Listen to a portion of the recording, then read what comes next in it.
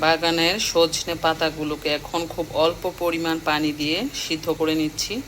এটাকে আমরা ঢেকে সিদ্ধ করব না, কারণ তাহলে কালারটা ফেড হয়ে যেতে পারে। সবুজ কালারটা যাতে থাকে এই জন্য আমরা একটু ঢাকনা খোলা অবস্থায় এটাকে সিদ্ধ করে নেব খুবই অল্প পরিমাণ পানি দিয়ে। এখন এটার মধ্যে আমরা কিছু পেঁয়াজ এবং রসুন দিয়ে দিচ্ছি।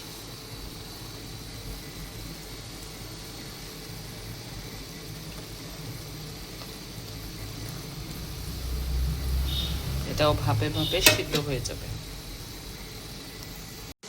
একদম শুকিয়ে এই যে কালারটা দেখেন সবুজ রয়েছে, কারণ ঢেকে রান্না করলে ক্লোরোফিলটা নষ্ট হয়ে যায়, অধিক হিটে এটা নষ্ট হয়ে যায়। এই ক্লোরোফিল থাকার কারণে এই সবুজ শাকসবজি সবুজ থাকে। যখন এটা নষ্ট হয়ে যায় তখন এটার কালার চেঞ্জ হয়ে অন্য কালার হয়। এখন এটাকে আমরা বেটে নেব।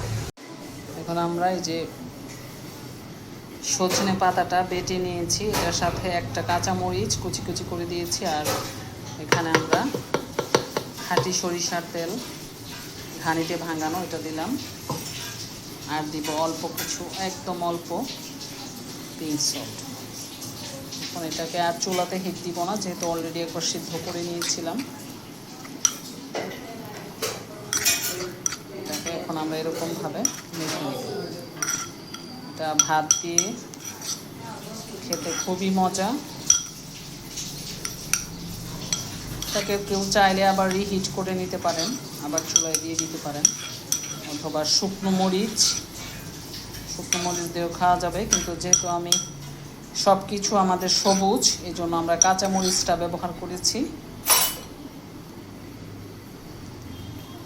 যে হয়ে গেল আমার সজনে পাতার ভর্তা, একদম সবুজ কালারটা যেরকম ছিল পাতার, এরকমই ভর্তার কালার হয়েছে।